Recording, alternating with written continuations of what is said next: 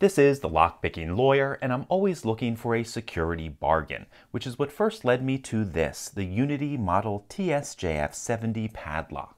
It's a fairly beefy lock that comes from China. It has a 70mm wide steel or iron lock body with a high shackle guard that protects this 13mm thick shackle. The shackle is held closed with a ball bearing locking mechanism, and securing everything is a 5-pin dimple core. We'll look at that a bit closer in a moment, but first I have to note that of the thousands of locks I have in my collection, this is the only one I have that's advertised to possess, quote, good character. I have absolutely no idea what they mean by that, but it seems pretty clear that something was either lost or gained in translation. Okay, back to this core. It's a dimple configuration.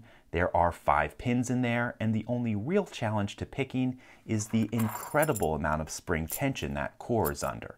That's going to make it very difficult to rake. Not impossible, but hard enough that single pin picking will probably be the fastest way in. So let's do that now.